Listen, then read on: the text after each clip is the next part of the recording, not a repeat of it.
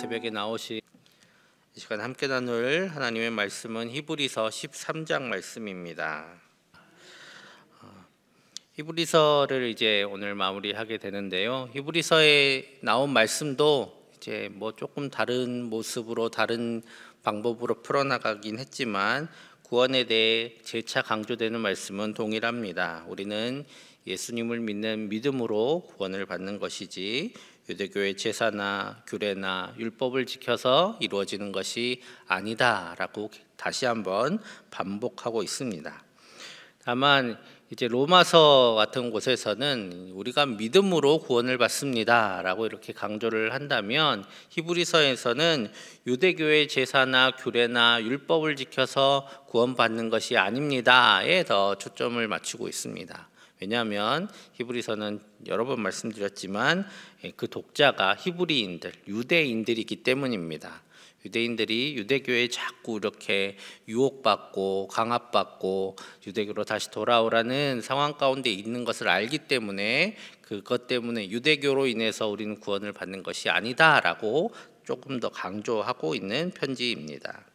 그러면 이런 결론, 결국 우리는 예수님을 믿어서 구원을 받는다라는 이런 결론에 이르면 이제 우리의 믿음은 우리의 언행을 통해서 이제 나타나야 합니다. 그래서 오늘 말씀에 믿는 사람이 어떻게 살아야 하는가에 대해서 권면을 합니다. 형제를 사랑하고 선임을 대접하기를 잊지 말아라. 갇힌 자가 있고 학대받는 자들이 있으니 그들을 생각해 주어라. 그리고 결혼을 귀히 여겨라 라고 말씀합니다. 이 권면의 말씀들은 정말 할 말들이 많잖아요. 우리가 성도로서 살아가야 될 상황들이 많지만 주로 성경에 이렇게 적혀 있는 말씀들은 그들이 겪고 있는 상황, 그들 주변에 이루어지고 있는 상황 속에서 특별히 무엇에 더 초점을 맞추고 조금 더 강조해서 이렇게 말씀을 하고 있습니다. 그러니까 형제 사랑할 일들이 있고 손님들을 대접해야 될 상황들이 그들 가운데 있었던 것입니다. 그리고 갇힌 자와 학대받는 자들이 그들 주변에 있는 것이었고 결혼 때문에 어려움 당하는 일들이 있었다라는 것을 알 수 있습니다. 그런 가운데 더 강조되고 있는 말씀들이 오늘 이 말씀들입니다. 오늘 새벽에는 조금 더 집중하고 싶은 말씀이 있습니다. 5절 6절 말씀 우리 같이 읽겠습니다.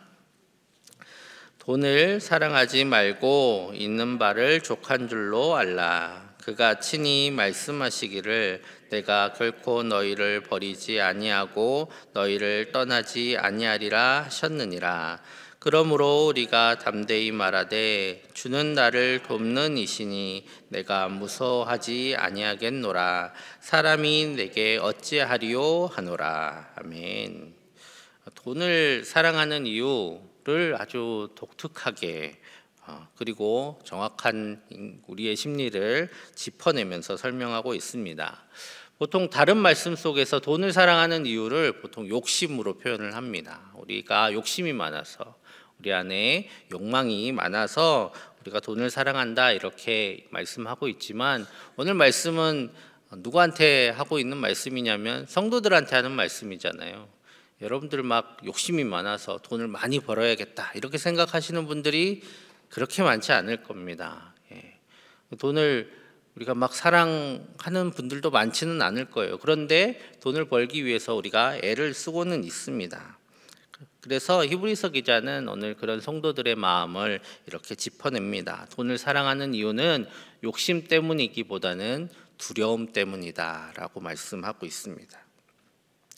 그래서 그 두려움 때문이다라는 걸 어떻게 얘기하냐면 하나님께서 우리 가운데 약속하셨던 말씀들을 반복해서 다시 이야기해 주면서 우리가 두려워하지 않아야 됩니다라고 이야기합니다.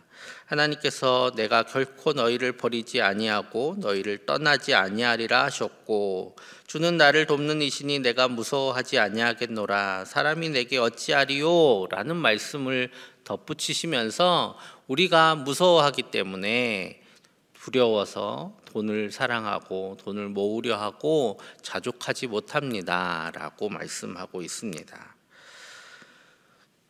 그래서 결국은 어떻게 되냐면 하나님을 믿는 사람, 하나님이 나를 돌봐주신다라고 믿는 사람은 자족 가운데 머무를 수 있지만 믿지 못하는 사람, 하나님에 대한 온전한 믿음이 없는 사람은 돈을 사랑한다라는 결론에 이르게 됩니다. 예전에 한참 또 유행했었는데 요즘은 코로나 이후로 좀 뜸해졌는데요. 산티아고 순례길이라는 순례길을 들어보신 분도 있을 겁니다. 우리랑은 별로 상관없는데 개신교 쪽에는 순례길이 없어서 그쪽으로 많이 가시는 것 같은데요. 스페인에 있는 거의 800km 정도 되는 길에 그 순례길입니다. 산티아고에 있는 대성당으로 가는 길, 그렇게 생각하시면 되는데, 우리 요즘 둘레길 이런 거 있잖아요. 이런 것들 다 거기서 유래가 돼서 왔습니다. 처음 그 길을 800km라는 길을 이제 걸어서 가게 되는데, 처음 그 길을 걷기 시작한 사람들의 특징이 있답니다. 다 짐이 이만하대요. 그래서 막 큰 배낭에 가득가득 채워가지고 그 길을 시작한답니다. 그런데 거기 자기가 생각하기에 필요한 것들을 다 채워놓는 거죠. 그래서 가다가 아프거나 다치면 어쩌지 하고 약도 넣고, 그리고 혹시나 배가 고프진 않을까 가다가 또 우리나라 음식 생각이 날 수도 있으니까 고추장이랑 라면도 넣고, 또 추울 수도 있으니까 옷도 넣고, 점점 짐이 이만큼 무거워지는 거죠. 그래서 큰 짐을 가지고 시작을 한다고 합니다. 근데 걷다 보면 물론 짐이 원체 무거워서 그럴 수도 있지만 걷다 보면 점점 짐이 줄어든다고 해요. 왜냐하면 그런 것들을 내가 꼭 가지고 다닐 필요는 없겠구나 하는 것들을 깨달아 간다고 합니다. 나를 돕는 이께서 내 필요를 아신다라는 그 말씀을 이 길을 걸어가면서 깨닫게 되는 거죠. 그곳에 걸어가다 보면 그곳에서 만나는 사람들이 있습니다. 그 사람들을 통해서 내가 필요한 것들을 공급받게 되고, 형제를 사랑하는 사람들, 손님을 환대하는 사람들을 통해서, 그리고 힘겨운 발걸음을 불쌍히 여겨주는 많은 사람들을 통해서 하나님이 나와 함께 하시는구나, 하나님이 나를 도우시는구나, 내가 모든 것을 다 짊어지고 걸어가지 않아도 되는구나 라는 것을 깨달으며 점점 짐이 줄어든다고 합니다. 다른 의미로는 믿음이 점점 커져간다라는 뜻이겠죠. 그래서 이 순례길 이야기를 하는 분들이 하는 말씀들이 있습니다. 짐의 크기가 곧 두려움의 크기다라는 말씀이죠. 오늘 우리가 물질에 집착하는 이유가, 성도들이 그런 이유는 다른 것이 아닐 겁니다. 두렵기 때문이겠죠. 오늘 하나님께서 우리 가운데 함께 하심을 우리는 믿습니다. 두렵고 떨리는 시간들이, 이 시대가 그러하지만 하나님을 믿는 믿음으로 자족하며 살아가는 우리 되기를 간절히 축복합니다. 오늘 또 여러 말씀이 있지만 10절 말씀에서 다시 한번 유대인들에게 이렇게 권면합니다. 10절 말씀 제가 읽겠습니다. 우리에게 제단이 있는데 장막에서 섬기는 자들은 그 제단에서 먹을 권한이 없나니 라고 말씀하는데, 우리 개역개정판은 좀 말씀이 어려워요. 무슨 말씀이지? 라고 생각할 수 있어서 새 번역에는 이렇게 번역했습니다. 우리에게는 한 제단이 있습니다. 그런데 유대교의 성전에서 섬기는 사람들은 우리의 이 제단에 놓은 제물을 먹을 권리가 없습니다 라고 확실하게 말씀하고 있습니다. 이 히브리서 이름이 왜 히브리서인지 다시 한번 알려주는 것이죠. 즉 유대교의 성전을 붙잡는 사람은 하늘의 성전, 우리의 제단인 십자가에 나아갈 수가 없습니다 라고 분명하게 이야기합니다. 유대교의 성전과 십자가는 양립할 수 없다라고 말씀하는 것이죠. 왜냐하면 예수님께서는 유대교의 성전이 있는 예루살렘이 아니라 그 성전을 벗어나서 영문 밖에 나가서 십자가를 지셨다라는 것으로 상징적으로 보여줍니다. 유대교 안에는 구원이 없다라는 것을 보여주는 것이죠. 그래서 그러면 어떻게 해야 합니까? 바로 13절에 이렇게 말씀합니다. 우리도 그의 치욕을 짊어지고 영문 밖으로 그에게 나아가자라고 권면합니다. 이제 유대교 안에 더 이상 머물러서 유대교가 줄 수 없는 구원을 바라지 말고 영문 밖으로, 유대교의 테두리 밖으로 십자가로 나아갑시다라고 마지막으로 다시 한번 권면합니다. 오늘 그렇게 그러면 이제 유대교회 성전에서 드리는 제사가 갑자기 허탄한 것이 되잖아요. 아무 허황된 것들이 되는데, 그러면 우리는 어떻게 하나님 앞에 나아가야 합니까? 라는 질문을 그들이 할 때에 이렇게 말씀합니다. 15절 16절 우리 같이 읽겠습니다. 그러므로 우리는 예수로 말미암아 항상 찬송의 제사를 하나님께 드리자. 이는 그 이름을 증언하는 입술의 열매니라. 오직 선을 행함과 서로 나누어 주기를 잊지 말라. 하나님은 이 같은 제사를 기뻐하시느니라. 아멘. 그런 제사들이 다 없다 할지라도 이제 영원한 제사가, 영원한 대제사장이신 하나님 예수님께서 드리시는 제사가 저 하늘에서 올려질 텐데, 그러면 우리는 무엇으로 하나님 앞에 나아갈 수 있을까? 바로 찬송의 제사, 우리 입으로 하나님을 찬미하고 또 우리의 삶을 통해서 사람들이 하나님을 찬미하게 할 때에 그것이 하나님께서 기뻐하실 제사가 된다라고 권면합니다. 그래서 선을 행하는 것, 그리고 형제를 사랑하는 것, 서로 나눠주기를 멈추지 않는 것이 바로 우리의 입술과 사람들의 입술로 하나님을 찬양하게 하는 기쁨의 제사가 된다라고 오늘 말씀하고 있습니다. 오늘 이 제사가 하나님께서 기뻐하실 이 귀한 일들이 우리의 삶 가운데 매일매일 이루어지기를 간절히 축복합니다.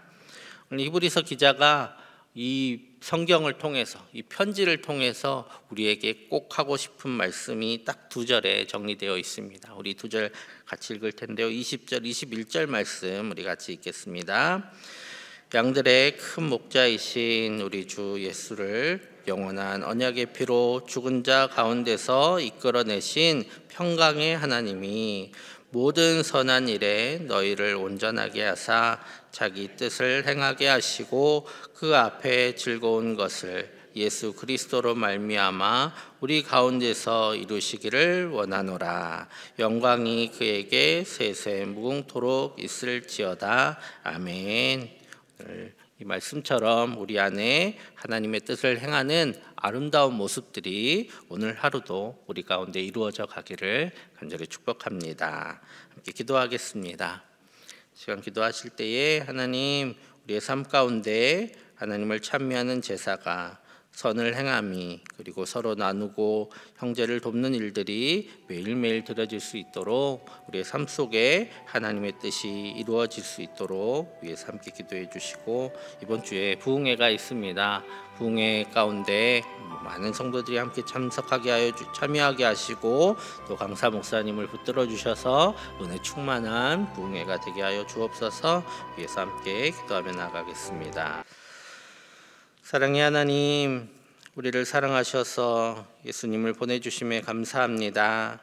이제 우리가 예수님을 믿어 하나님의 자녀가 되었사오니 하나님을 온전히 믿는 믿음 안에서 자족하며 살아가게 하여 주시고 서로 돌보며 섬기는 아름다운 사람들이 되게 하여 주옵소서. 찬송과 선행으로 하나님께서 기뻐하시는 삶을 살아가게 하여 주시고 우리를 통해 주님의 이름이 영광을 받게 하여 주옵소서. 오늘 드리는 기도가 하나님을 기쁘시게 하는 기도가 되게 하셔서 오늘 이 시간 주님의 음성을 듣게 하여 주시고 오늘 하루도 주님의 은혜로 담대히 살아가게 하여 주옵소서. 예수님의 이름으로 기도하옵나이다. 아멘.